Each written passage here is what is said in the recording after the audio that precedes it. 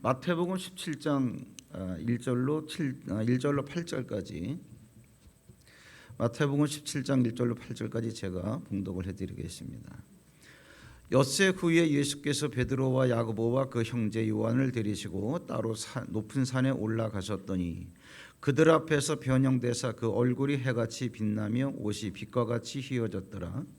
그때에 모세와 엘리야가 예수와 더불어 말하는 것이 그들에게 보이거늘 베드로가 예수께 여쭈어 이르되 주여 우리가 여기 있는 것이 좋사오니 만일 주께서 원하시면 내가 여기서 초막셋을 짓되 하나는 주님을 위하여 하나는 모세를 위하여 하나는 엘리야를 위하여 하리이다.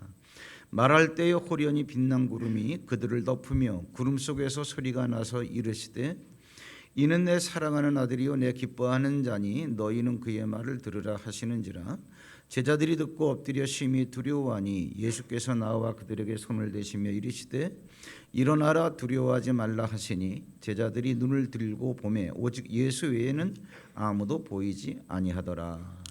아멘. 할렐루야. 이제 뭐 성전 신축 그다음에 증축 다 끝나고 지난주에 우리가 이제 입당해서 첫 예배를 드리면서 지난주에 너희는 인자를 누구라 하느냐 이 말씀을 가지고 예수님의 몸닫기 그 말씀을 이제 전해드렸죠. 미처 자원서를 못 내신 분이 있다 그러는데 오늘도 이제 자원서를 내 가지고 이제 이렇게 사무실에 제출하시면 관리부에서 이제 적절하게 배정을 해드릴 겁니다. 참고로 식당에 내려가면 이제 대형 수족관이 있어요. 수족관이라 그러지 말고 큰 어항이다 이렇게 좀 불러주세요. 근데 거기에 이제 뭐 수초도 있고 물도 담아놨는데 그냥 이렇게 고기가 없으면 가습기 역할에도 하자 해서 이렇게 갖다 놨는데 혹시 물고기 키우는데 취미가 있어가지고 내가 책임지고 물고기 한번 키워보겠다. 그 산소고 기포기만 하더라도 그냥 대형이에요. 그러니까 그런 것을 전문적으로 식견이 있고 또 취미가 있으신 분은 그런 분도 자원하시면 아예 그걸 하나 맡겨 드릴게요. 이런 운동을 하는 이유는 성전 몸 구석구석을 한 파트씩 맡아가지고 여러분들이 책임지고 그런 교회에 대한 애착도 생기고 그렇게 해서 기도하는 마음으로 그렇게 하자. 그래서 지난주에 말씀을 드렸는데 오늘은 마태복음 이제 17장 이제 내용이 이 순서 정도가 되겠죠. 예수님께서 세 제자를 데리고 처음으로 전혀 생각지 않았던 시도를 하시는 거예요. 헐몬산으로 추종이 되는데 헐몬산에 딱 갔는데 제자들 베드로, 야고보, 요한이 예수님을 따라갔단 말이에요. 전혀 생각지 않은 사건이 벌어지는 거예요. 갑자기 예수님의 몸이 변형이 된 거예요. 그러한 사건은 처음으로 일어났기 때문에 그러한 사건이 일어난 그 산을 그냥 우리가 변화산 그러는데 변화산은 산 이름이 아니고 예수님의 변화된 모습을 보았던 사건이 일어난 산이기 때문에 변화산 그러는데 거의 뭐 헐몬산으로 추정이 되고 있습니다. 그런데 예수님의 몸이 이렇게 변형되더니 막 얼굴에서 뭐 눈이 부실 정도의 광채가 나고 옷이 뭐 아주 그냥 휘어지고 양 옆에는 엘리야와 모세가 예수님과 함께 대화를 하고 있더라 그러한 얘기죠. 근데 엘리야는 누구고 모세는 누굽니까? 그때로부터 그 사건이 있기 전부터 850년 전 사람들이었고 또 1400년 전의 사람들이었더라 그러한 얘기죠. 그러면서 거기에서 되어지는 모든 상황을 예수님께서 이렇게 쭉 이렇게 말씀을 하셨는데 도대체 이 사건이 우리에게 주는 의미가 뭐냐? 우리가 흔히 낙원이라고 얘기들을 많이 하는데 낙원이라는 세계가 있을까? 있다면 낙원이라는 세계가 어디인가? 그 다음에 거기에서 되어지는 사건들은 어떠한 사건들인가? 이게 과연 여러분 우리가 먹고 살기 바빠가지고 육체를 움직여서 육적 감각을 갖고 살아가는 이 현실의 세계 과연 이러한 세계와는 무관한 것인가? 기독교인이라면 여러분 이 세계를 반드시 알아야 됩니다. 낙원이라는 세계가 어떤 세계냐 하면은 예수님 십자가에 달려 돌아가시는데 예수님 양 옆에 강도 둘이 나란히 십자가에 달리게 됐어요. 그들은 평생 동안 해온 게 강도짓밖에 없습니다. 그런데 우편인지 좌편인지 모르겠지만 한쪽 편에 있는 강도가 우리는 강도짓을 했기 때문에 죽어 마땅하지만 저분은 내가 알기로 죄가 없는데 왜 죽으셔야 되나. 그러면서 그 예수님께 이런 말을 합니다. 주여, 주의 나라 임하실 때 나를 기억해 주세요. 그랬더니 예수님께서 네가 오늘 나와 함께 반드시 낙원에 있으리라. 물론 자세히 설명해 드릴 수는 없습니다만은 오늘이라고 하는 것은 어제 그리고 오늘이라고 하는 오늘이 아니라 영생의 세계 속에서 항상 지속되는 존재형의 시간입니다. 어제도 있었고 오늘도 있었고 내일도 있을. 그러니까 어제 오늘 내일은 우리가 이성적으로 감각하는 그 시간대고요. 영생의 시간 속에서는 항상 존재하고 있는 거니까. 그래서 신학자들은 이렇게 얘기하죠. 어제를 지나간 현재라 그러고 오늘을 지금의 우리가 경험하고 있는 현재라 그러고 내일을 다가올 미래의 현재라 그러죠. 그러니까 오늘이라고 하는 시간 항상 낙원에 있으리라. 예수님께서 말씀하셨으니까 낙원이라고 하는 공간이 있겠죠. 또 낙원이라고 하는 것은 어떤 공간이냐 하면은 예수님께서 이 땅에 오셔가지고 눈멀고 벙어리 된 사람에게서 귀신을 쫓아가지고 그 병을 고쳤어요. 그 병을 고치고 나니까 바리새인들이 시기 질투하면서 조롱하죠. 뭐라 그러는 거 아니? 제가 귀신의 왕 바알세불을 힘입어서 귀신을 내쫓았다. 그 예수님께서 야, 귀신이 사탄의 하수인인데 사탄과 사탄이 분쟁하면 싸우면 그의 나라가 서겠느냐? 다시 말하자면 사탄의 나라가 서겠느냐? 사탄도 다 지혜가 있기 때문에 사탄과 사탄은 싸우지 않는다. 그래서 그의 나라를 견고히 세워나간다. 다시 말하자면 뭐예요? 사탄의 나라가 있다는 거죠. 사탄의 나라의 그 영적 구조의 악한 영, 귀신 이런 것들에 사람이 지배를 받으니까 눈도 멀고 그 다음에 귀머거리도 되고 그러는 거다. 근데 내가 어떻게 귀신의 왕 바알세불을 힘입어서 귀신을 내쫓겠냐? 사탄도 사탄끼리 안 싸운다. 근데 나는 분명히 귀신을 내쫓았다. 근데 만약에 내가 성령을 힘입어서 귀신을 쫓아내는 것이면 하나님의 나라가 이미 너희에게, 즉 예수님을 믿는 너희에게 임하였다, 그러한 얘기예요. 우리는 누구냐면 예수님이 오시기 전까지는 사탄의 나라에서 사탄에게 잡혀가지고 사는 인생이었는데 예수님께서 성령을 가지고 오셔서 사탄에게 잡혀있는 사람들에게서 귀신을 내쫓고 악한 영을 내쫓고 그래가지고 모든 문제를 해결하시더라, 그런 얘기죠. 그러면 하나님의 나라가 이미 임하였다. 이 얘기가 무슨 얘기냐면은 사탄의 나라로만 되어 있던 이 세상에 예수님께서 성령으로 이 세상에 성령을 가지고 오셔서 사탄을 깨뜨리고 사단에게 잡혀있던 사람들을 이렇게 해방시킨다면 이미 하나님의 나라가 임하였다. 다시 말하자면 사단의 나라로 견고하게 서 있던 이 공간에 하나님의 나라가 임한 요 하나님의 나라라고 하는 영역이 바로 낙원이다, 그러한 이야기예요. 동일한 개념이에요. 그럼 그것을 가지고 오늘 이제 본문과 이야기하자면, 본문을 갖고 얘기하자면 베드로, 야고보, 요한 어느 날 예수님께서 야, 한번 가자. 갈 데가 있다. 어디요? 따라와보면 알아. 그래서 갔는데 거기가 이제 헐문산으로 추측이 돼요.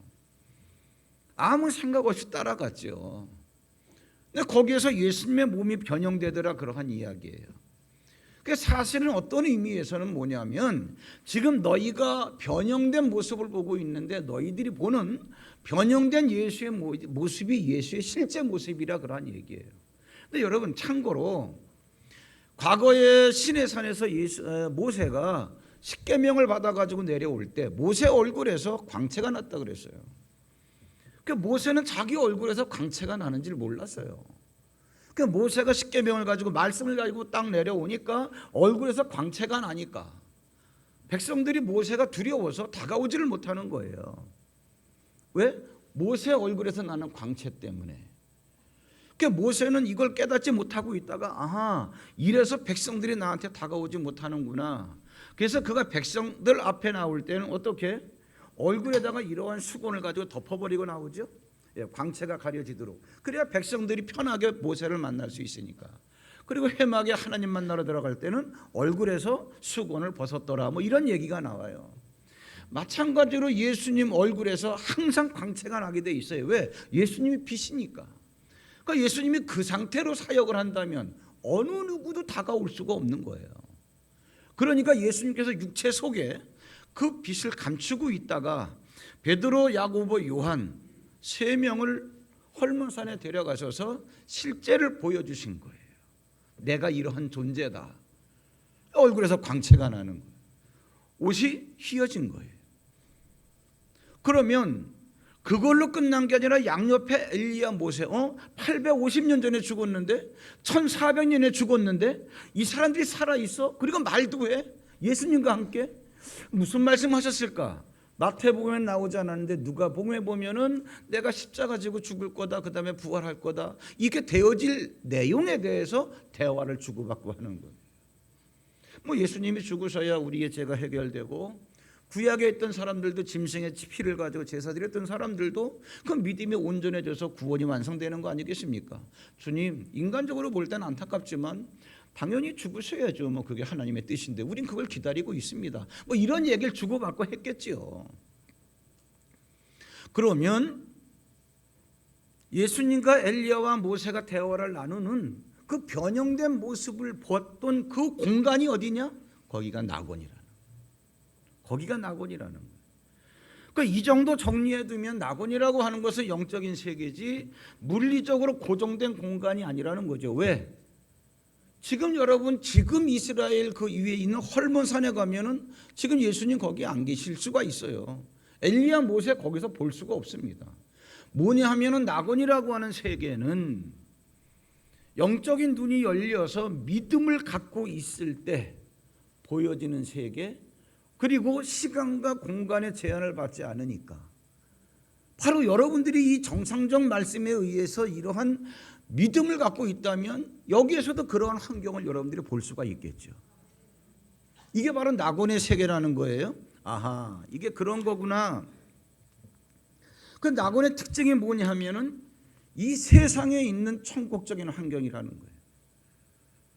뭐 대회 시간에는 자세히 말씀드릴 수 없지만 이 우주라고 하는 실제 우리가 감각할 수 있는 공간을 벗어나면 거기에는 실제 천국이 있어요.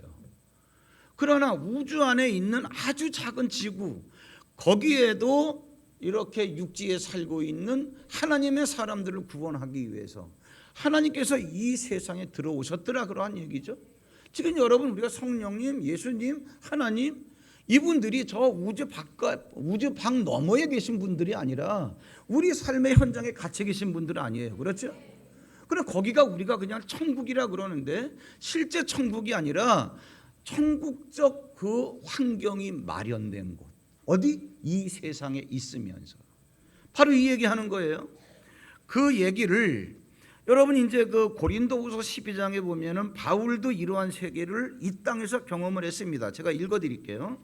이 페이지 맨 밑에 보시면 12장 3절 4절에 내가 이런 사람을 아노니 그가 몸 안에 있었는지 몸 밖에 있었는지 모르거니와 나는 모르거니와 하나님은 아시느니라.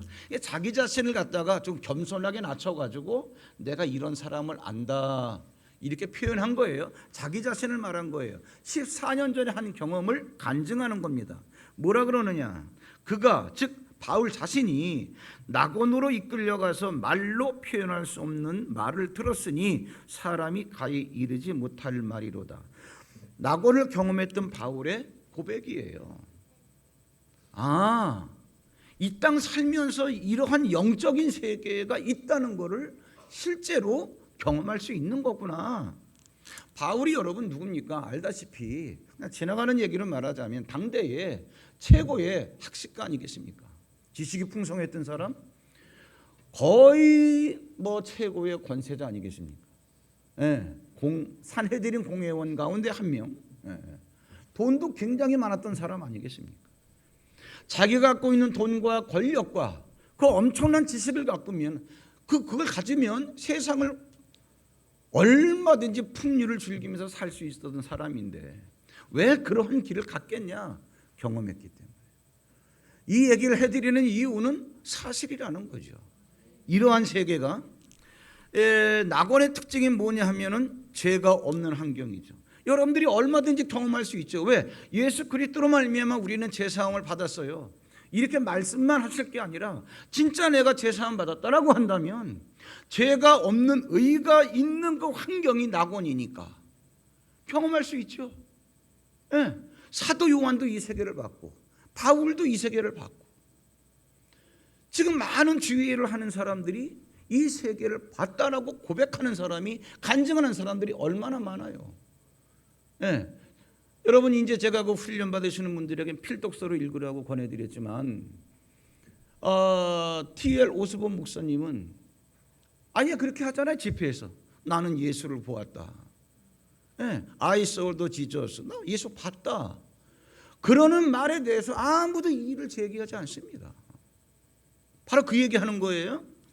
이 낙원의 특징이 뭐냐면 믿음으로 응답받는 환경을 말하는 거죠. 여러분 잘 보세요. 이거 굉장히 중요한 얘기입니다. 여러분들이 신앙생활 하시면서 크던 작던 응답들은 다 받으신 경험이 있잖아요. 그렇죠? 나 하나님께서 응답하셔서 기도했더니 응답돼서 이런 간증들 다 하시잖아요. 그 여러분 생각해 보세요. 논리적으로 사탄의 세계에서 마귀가 판치는 그러한 공간에서 그러니까 눈에는 안 보여도 마귀가 판치는 그 공간은 눈에 안 보인다 뿐이지 이렇게 이러한 현실적인 공간을 말하는 거 아니겠습니까? 그런 데서 여러분 응답이 될까요? 내가 응답받았다는 얘기는 거기가 낙원인데 그 영적 공간에서 천사들이 일한 결과를 뭐라 그러느냐?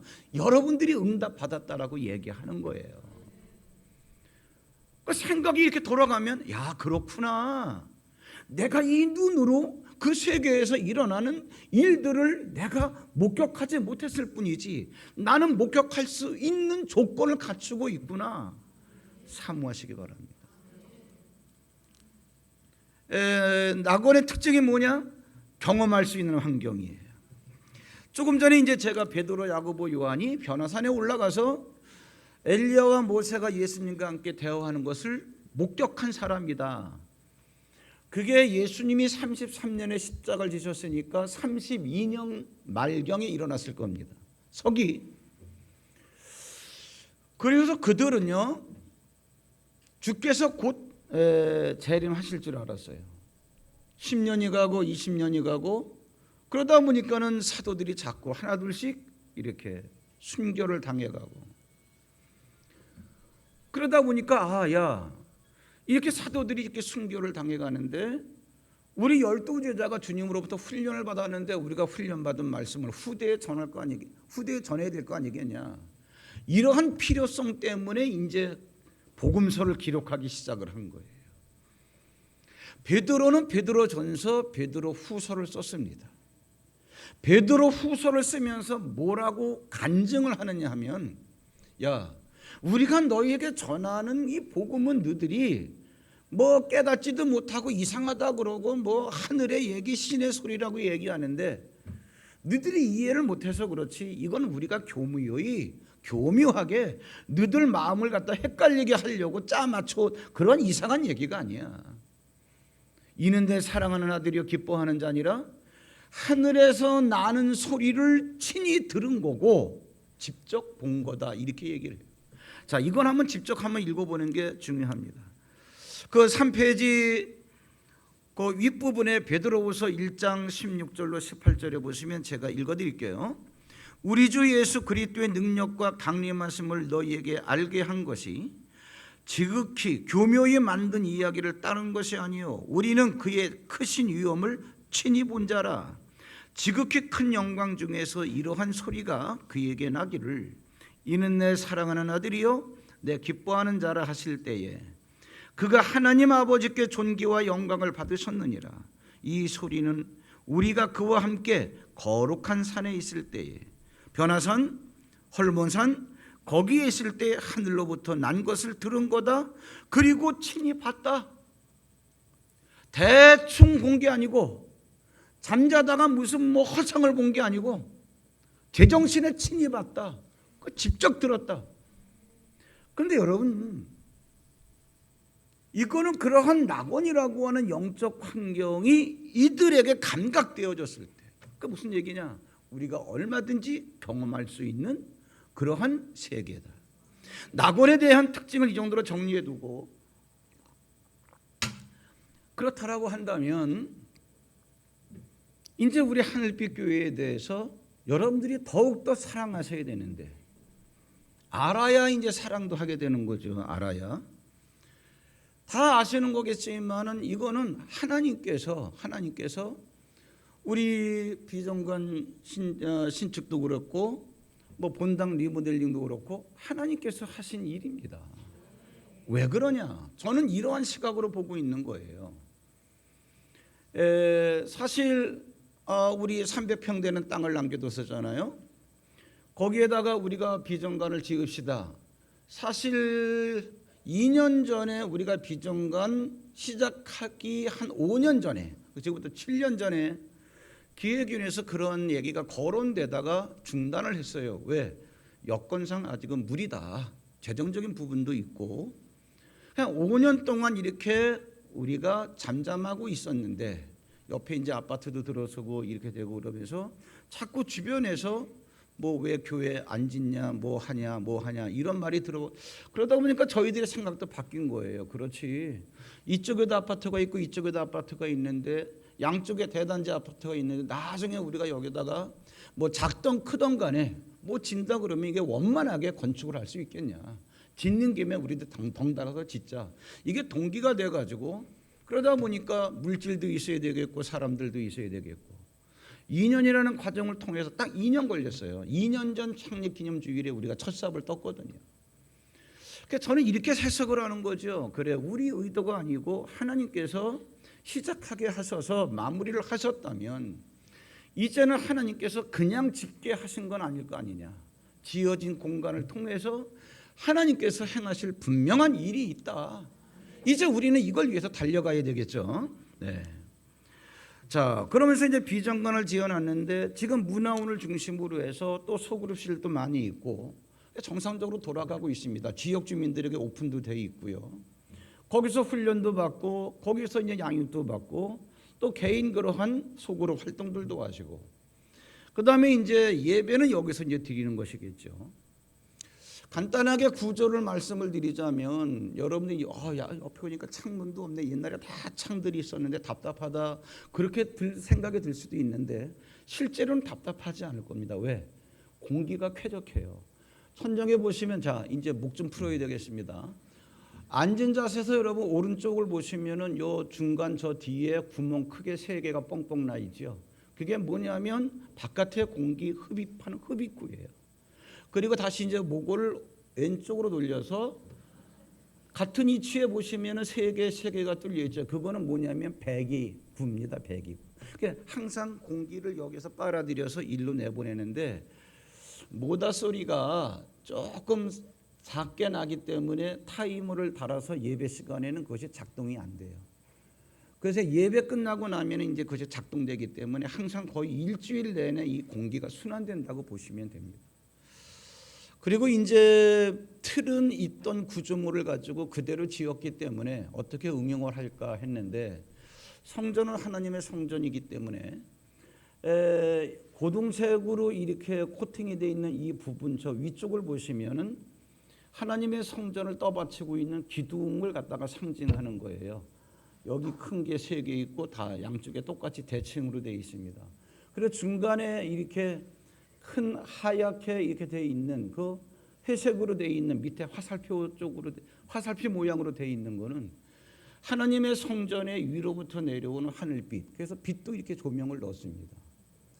근데 하늘빛이 여러분 그냥 하늘빛 그러지 마시고, 창세기 1장 2절에서 빛이 있으라, 그 빛 자체가 하나님을 말하는 거고, 그 다음에 신약에서는 예수님께서 내가 세상에 있는 동안에는 세상의 빛이다, 예수님이 빛이라 그랬어요. 하나님이 임재하시는 곳, 빛, 이러한 상징이 있고요. 그 다음에 여러분 전면에 맨 꼭대기를 보면은 불 7개가, 이 불 7개가 뭔지 아시겠어요? 뭐 계시록에 보면 소아시아의 그 7교회지만은 구약에서는 등잔대를 말합니다. 등잔대, 촛대라고도 하죠. 그래서 이제 등잔대에 보면은 가운데 걸 중심으로 해서 양쪽으로 3개, 가운데 센터에 하나 7개. 그래서 이제 그 이제 등잔대에서 피어오르는 그 등불을 말하는데 저게 이제 교회를 얘기해요. 교회. 그러면 교회 이게 무슨 얘기냐면 스가랴서 4장에 나오는 얘기인데 바벨론 포로에서 해방된 자들이 이스라엘로 돌아와 가지고 꿈에도 소원이 뭐냐? 하나님의 성전 건축하는 거죠. 하나님의 성전이 교회가 구약에서는 성전입니다. 이 고정식 건물. 그러면 그 하나님의 성전을 저 등잔으로 환상을 보여주신 거예요. 스가랴에게. 그래서 저기에 등잔대에 등잔불이 계속적으로 피어오르려면 기름이 있어야 될 거 아니겠냐. 그래서 양쪽에 뭐가 있냐면은 감람나무, 올리브나무가 있는 거예요. 그 올리브나무에서 이렇게 금으로 된 관이 이렇게 연결되어 있는데 올리브나무에서 나오는 기름이 등잔대로 연결이 돼가지고 여기서 기름이 공급되니까 불이 계속 꺼지지 않고, 그래서 이제 두 감람나무. 그런데 두 감람나무를 보여주는데 스가랴에게 하나님, 감람나무가 뭡니까? 그랬더니 그거는 하나님 앞에 서 있는 두 증인이다, 이렇게 얘기해요. 그 두 증인이 누구냐? 교회를 세우기 위해서 교회에 대한 증인으로 피 흘린 분, 누구? 예수 그리스도. 또 하나는 누구? 예수 그리스도를 믿는 성도들. 그거를 상징하는 게 사실은 저기 감람나무가 실제로 이렇게 예쁘질 않아요. 이파리가 다 요만한 게 수만 개 달려 있어가지고 그려놓으면 예쁘질 않아서 감람나무를 그려놓으려고 그러다가 두 감람나무가 두 증인이니까 두 증인이 예수 그리스도 십자가 있고 왼쪽에 있는 게 뭐냐 하면은 전 세계에 이제 이렇게 이 세상에 있는 예수 그리스도를 믿는 우리가 져야 될 십자가를 지고 가는 성도들을 말하는 거예요. 여름에 열 각양각색이기 때문에 이제 각기 다른 여러 가지 이제 그 샘플을 뽑아 가지고 이제 십자가를 갖다 이렇게 그려놨는데 그러면 예수 그리스도 이게 두 감람나무니까 감람나무에서 흘러나오는 기름으로 교회가 세워진다. 그러면은 요한일서 2장 27절에 보면은 너희는 주께로부터 받은 바 기름 부음이 너희 안에 거하나니 그랬잖아요. 그 기름이 뭐냐? 성령의 기름이죠. 그게 무슨 말을 하는 거냐? 예수 그리스도로부터 우리에게 있는 이러한 성령으로 말미암아 교회가 세워진다, 그러한 이야기예요. 그 교회는 예수 그리스도의 보혈이기 때문에 이 강단이 이렇게 예수 그리스도의 보혈로 장식이 됐습니다. 이러한 보혈 때문에 우리의 생명을 얻는 것이기 때문에 보혈에서 묻어나는 생명이 저 강단에서 시작이 돼가지고 끝에까지 이룬 이 초록 색깔이에요. 초록 색깔은 요한계시록 21장을 봐도 그렇고 언제 기회가 되면 자세히 설명을 해드리겠습니다만은 출애굽기 28장을 봐도 그렇고 12가지 보석이 있어요. 요한계시록에는 이제 그 12기초석이 있는데 그 12보석으로 돼 있어요. 기초석이 12개의 그러한 기초석이든 보석이든 간에 그 색깔이 그 중에서 3개 내지 4개의 색깔이 녹색으로 돼 있는데 아예 녹보석이라고 하는 것은 아예 명칭 자체가 녹보석인데 뭐냐? 하나님의 보좌에 들려있는 무지개를 상징해요. 녹보석은 이 색하고 똑같아요. 녹보석의 무지개면은 무지개는 뭐냐? 무지개는 여러분 그 히브리어로 케세트라 그래가지고 하나님께서 생명의 언약을 말하죠. 내가 너희들에게 준 언약. 다시 말하자면 모세 저 누구예요? 모세 시대 노아 시대 때 노아의 홍수가 나가지고 다시는 물로 심판하지 않겠다. 약속을 지킬게. 그 증표를 주신 게 하나님의 무지개란 말이에요. 그래서 생명을 걸고 주신 언약이 캐세트, 활 그런 뜻이에요. 그러니까 여러분들이 이제 뭐 정확한 설계도를 갖고 한 건 아니지만 저희가 이제 이렇게 직영을 하면서 계속 봉사가 한 4개월 반 걸렸죠. 진행되는 과정 속에서 이렇게 했으면 좋겠다, 저렇게 했으면 좋겠다라고 하는 생각들 가지고 계속 하다 보니까는 이런 것이 돼요. 억지로 해석을 갖다 꿰맞추려고 그러는 게 아니라 이것도 그런 의미로 그려라, 이것도 그런 의미로 만들어라. 뭐 의미 없이 만든 거는 가운데 있는 전광판밖에 없습니다. 저는 십몇 년 전에 서울시청 앞을 가면서 막 뉴스가 이런 게 나오길래 저게 뭐야? 저게 얼마야? 저 정도 사이즈면 한 3억 갑니다. 야, 교회도 해놓고 싶은데 3억이래. 꿈만 꾸던 그게 또 우리 교회에 또 생길 줄 누가 알았어요? 요즘은 워낙 좋아가지고 기술이 가격이 굉장히 다운돼가지고, 이게 하나하나가 요만한 정부담화로 돼 있는 거예요. 이게 하나하나가 다 이렇게. 여러분들이 앉아 있는 그 거리에서 볼 때는 제가 볼 때 이게 보이는데 여러분들이 볼 때는 그냥 모니터, TV 화면처럼 보이죠. 하나하나 다 작은 담화로 돼 있습니다. 굉장히 고가의 작품. 이거는 뭐 큰 의미는 없고요. 나머지는 하는 데까지 그 목사님 강단은 왜 하얀 줄이 3개예요? 그냥 저기 찬양단들 줄 맞춰 잘 쓰라고. 근데 왜 3줄이에요? 이거는 그냥 하다 보니까 그런데 삼위일체 굳이. 그래서 여러분들이 교회를 사랑하시면서 야복강 기도에 나올 때도 또 낮에 혼자 나오셨을 때도 그냥 기도하는 것보다 이게 이러한 것이구나 쭉 생각하시면서, 왜 낙원이라고 하는 공간은 말씀을 믿는 믿음을 갖고 섰을 때, 말씀을 갖고 그 말씀에 근거한 믿음을 갖고 있는 그 현실 세계에서 열려지는 공간이기 때문에 여러분들이 이왕 하늘빛 교회 본당에 와서 기도하고 예배하실 때 여기가 그러한 공간이구나. 다 제가 말씀을 근거로 설명을 해드렸으니까 이걸 믿는 믿음을 갖고 있을 때 여러분들이 여기서 기도하시다가 정말 주님도 보시고, 낙원 세계도 여러분들이 보시고, 그래서 정말 여러분들의 영적인 부분이 성숙해가는 그러한 공간으로 여러분들이 함께 만들어갈 수 있기를 주의 이름으로 축원합니다. 기도하겠습니다. 하나님 아버지, 하나님께서 저희 교회에 은혜를 주셔서 이제는 건축과 증축을 다 마치고 본당에 입당하여 우리가 2번째 예배를 드리지만, 오늘은 또 오후 4시에 이런저런 공식적인 감사 행사가 있습니다. 하나님께서 어려운 가운데 하게 하셨으니 하나님께서 하게 하신 이 공간을 통해서 이제는 우리가 하나님의 목적을 수행해 나갈 수 있도록 인도하시고 역사해 주시옵소서. 우리 예배당 구조에 대한 모든 영적인 배경을 이제는 깨달았게 싸우니 깨달은 이 말씀을 믿는 믿음을 갖고 저들이 기도할 때에 하나님, 힘들고 어려울 때에 그 세계를 보여주시고 저들이 보았던 그 세계 때문에 위로받게 하시고 힘을 얻게 하시고 세상을 이길 수 있는 힘을 공급받게 하여 주시옵소서.